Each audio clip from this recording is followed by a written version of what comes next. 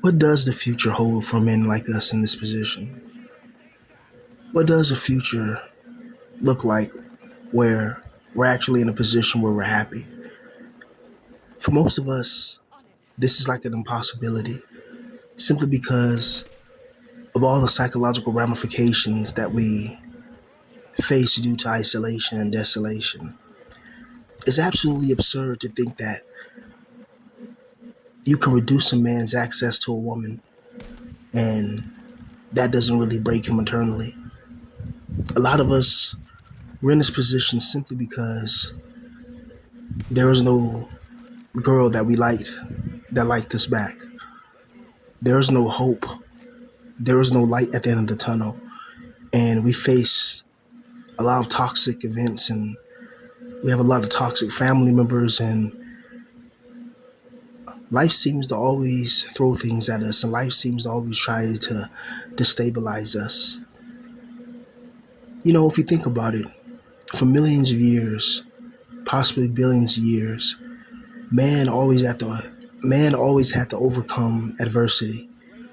So many situations where it felt like it felt like mankind's back was against the wall and mankind had to fight. And then all of the centuries and years later, we're born into this society where people can go to the grocery store and get food, except you need money, number one. And number two, they're probably going to put cancer causing carcinogens in the food, which is absolutely brutal, and it's why, people get plastic in their blood, in their blood circuitry, why there's a proliferation of that going on in the world, and people are just getting these illnesses and diseases, and it's absolutely brutal.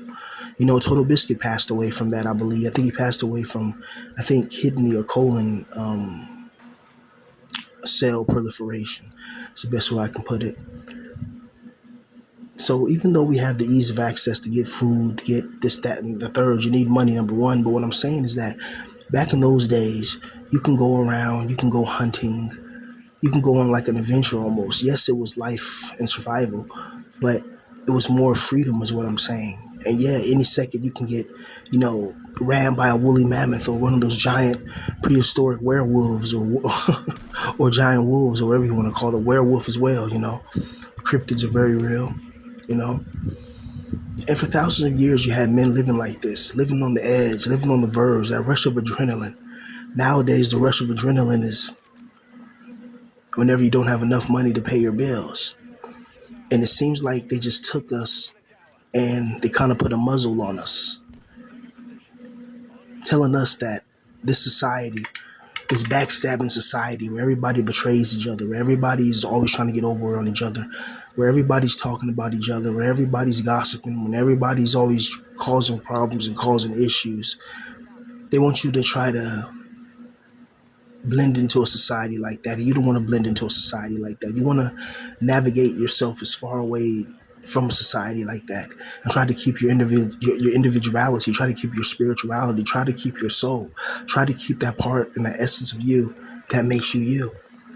Because a lot of us, man, we've been through so much trauma, we've been through so much drama, man, and we're still going through it.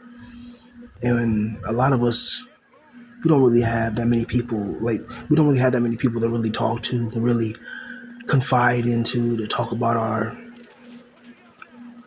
deepest, darkest desires, or talk about our dreams and ambitions and inspirations and aspirations. A lot of us, man, we just have to walk it alone, and it's a battlefield every day because you gotta think about it like you've been alone for a long time, probably never had a girlfriend or had a girlfriend very briefly or had a terrible breakup, right? And ever since then, you just can't find anybody. You can't find a friend group that's real because most friend groups are just big comparison contests. And once they learn that you're a guy like us in this position, you just become the laughing stock of the group.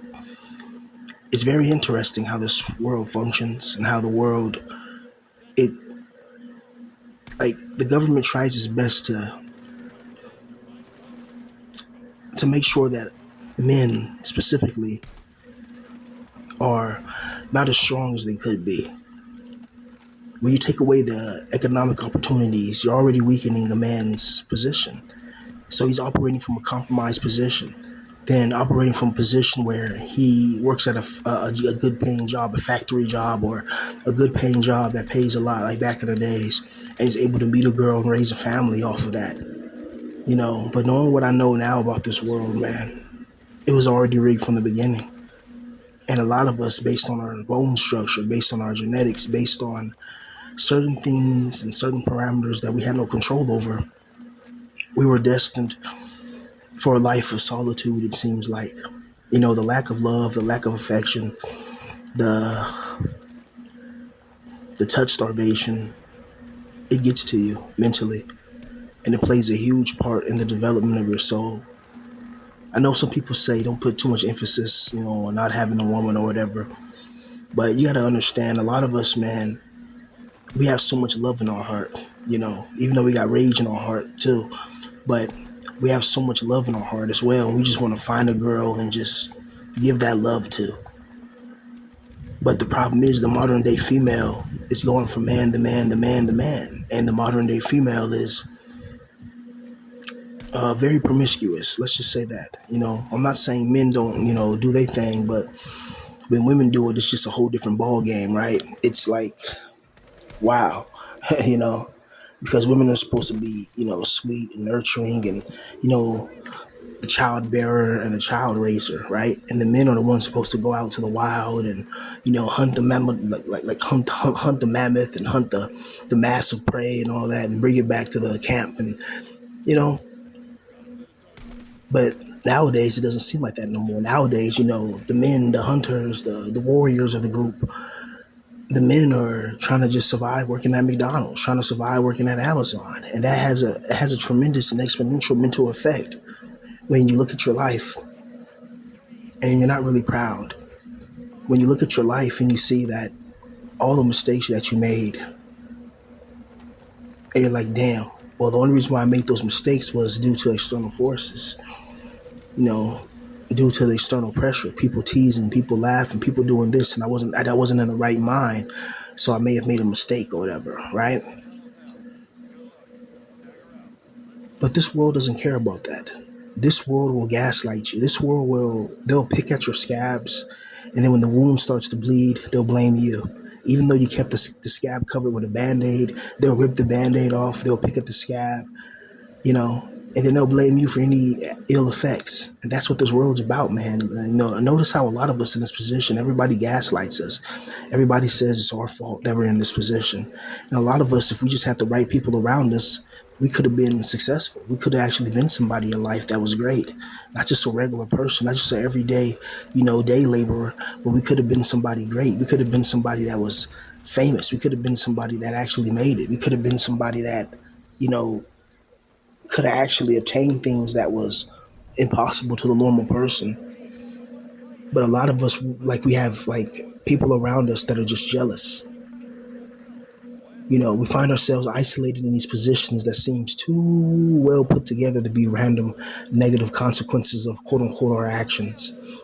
Even though I don't believe in free will, I believe that the demiurge can do whatever it wants. Like, if you're supposed to win, you're going to win. If you're supposed to not win, you're not going to win. Like, if you're supposed to become famous, it's like things are going to happen to make you become famous. You're going to meet the right people. The right things are going to happen. You're going to meet the right girl.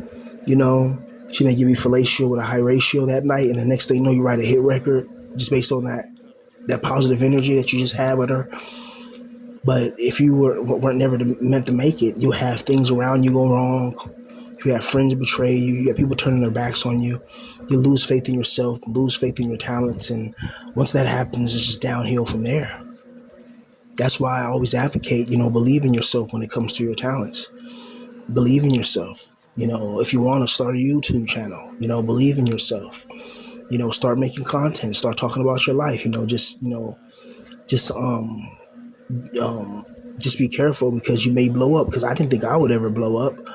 I was just making videos just to make videos. I never thought I was important. To be honest with you, I still don't feel important. I just feel like just me. I just wake up and I just start recording, right? But now that I have a voice, and it's interesting. It's interesting to see like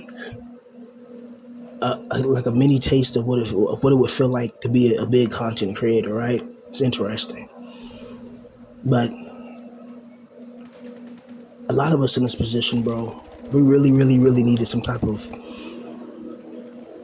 guidance, some type of mentor that was successful and was doing exactly what we wanted to do. Because one thing I noticed is that a lot of us are wandering aimlessly. We're going from job to job to job to job. We're not really settling down on what we really believe in and what we really feel like we can turn into a business venture. And I think that's a huge mistake. I think everything that you love to do, you should try to make money from it. You should try to turn it into a business because that's what everybody else does. That's what Mr. Beast does, right? That's what all these other people do. They find something they're good at and then they turn it into a business and then they make money from it. Because if you do what you love for a living, then it's like you never work a day in your life really because you get to do what you love for a living. But if every single day you have to wake up and you're already depressed, you're already miserable, you're already going through so much psychological conflictions and restrictions and provocations, it's brutal. And it's why a lot of men, have mental health issues. You know, People tell me that they hear voices in their head as well, like almost like a negative voice in their head that tells them negative things about themselves, and it's truly horrible. Like the mental health crisis is something that's very bad. Mental health in especially in spaces like this, is a big thing. A lot of us, we've been through some messed up stuff. People have said and done some of the most horrendous stuff towards us, so it has affected our mental health. It's why a lot of us feel more alive in an abandoned room or more alive in a pitch black room with the curtains dimmed down. The lights are off. Only thing is your TV with your Xbox or your PlayStation on or your computer. That's like the only light source in the whole room, and that's a comfortable position for a lot of us because we feel safe in the darkness. We feel safe in the video games. We feel safe in the anime. We feel safe eating the McDonald's slop, you know what I mean, in the middle of the night, you know, and it makes us feel comfortable. But unfortunately, in this unfortunate world, there's always something to pull us from that and to force us into a hell that we're not ready for, we're not prepared for. And being an adult in America is something that if you don't have your money right, you're going to struggle every day because you're going to be at these jobs and at these places where everybody else is going to be miserable. And it's going to make it very hard for you to work and focus when everybody around you is miserable with their own lives. They got their own problems. They got their own things going on. And then they take it out on you, especially when somebody who's insecure. Like if somebody struggles with insecurity issues and they begin like they're your manager or boss, and if they don't like you particularly, they're going to try to make your life a living hell. And that's absolutely brutal because you didn't really do nothing to deserve it. You're just going to work every day trying to mind your business. You're just going to work every day trying to do the right thing and trying to just support yourself. And yet this life won't let you do that without going through struggles, without going through people at the job that are strategically placed there to make your life a living hell, right? And it's especially if you have people on the job who they treat the job like the job is everything to them, like they don't have any life outside the job. And they're just looking for you to make a mistake or looking for you to say anything. And every single day when you go to work, it's like stepping into an enemy base. That's what it feels like. Every single day you got to do that because in reality you're stepping right into the hands of your enemies. You're stepping right into the hands of people that are there to try to destroy you, and you're just there trying to make money. Like, why does life have to be so complicated? Why does it have to be so complex? You know, because you go to work, and yet when you're working, the government still takes taxes out of your paycheck before you even touch your paycheck. And it's like, okay, well, isn't that theft? It's like, oh no, it's not theft. It's called tax. It's called tax collection. Okay, so you just worded it different. So because like if we was on the highway, Like back in the medieval times, they had the highwaymen riding the bandits. So if you're riding in a chariot or you're riding in one of those wagons or whatever, and somebody steps out with a bow and arrow at you, or some half armored mercenaries, and they tell you like, oh yeah, so you just got paid, you have to give us some of that, for protection. Isn't that like a mafia racket? Like it's not like because doesn't the government have plenty enough money to kind of stabilize itself? You know what I mean? Because there's a thing called the Black Budget Program. I'm gonna get a little deep here, but the Black Budget Program, in the Black Budget Program, you have things like they spend their money on like exotic technologies, you know, such as secret underground bases. They could be doing all types of experimentation, you know, cloning, time travel, things of that nature. And the Black Budget Program helps pay for that, you know, and any other classified information and classified weapons projects or classified projects, just period. Things that will never make the public news because it's not meant to. It's not meant to inform the public. The public. It's meant to just be kept as a secret from the public, so the public can be, blind. Because what you don't know is what's ruling over you. Like everybody thinks life is just wake up, go to work, pay bills, and that's it. And there's nothing going on. And then you just pass away and go into the blackness forever. But life is a lot more deeper than that. There's entities behind the scenes that are controlling things, and they're doing it on purpose. They created this evil, wicked, sadistic, twisted world where it's specifically designed to break you down. It's specifically designed to harvest and harness certain emotional fluctuations and emotions, such as anger, such as pain, such as feeling robbed, feeling betrayed. Just look what happens in this world. Like the most horrible things happen in this world, and you can't tell me that it's an act like that it's an accident. No, some of the most horrible things can happen to you, and you look at the event itself and you think deeply on it, and you come to a conclusion that this was orchestrated. And that's one thing I don't like about this existence is it feels too restrictive. I really feel like in another existence, in another time and place, I probably would have been somebody great. Like in another dimension, like if I were like to time travel or go back or like just dimensional travel, like going between different dimensions and different realities.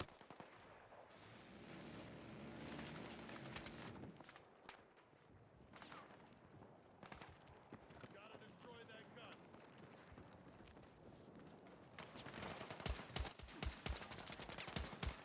Now neutralize that AAA. Weapon drive. Reloading.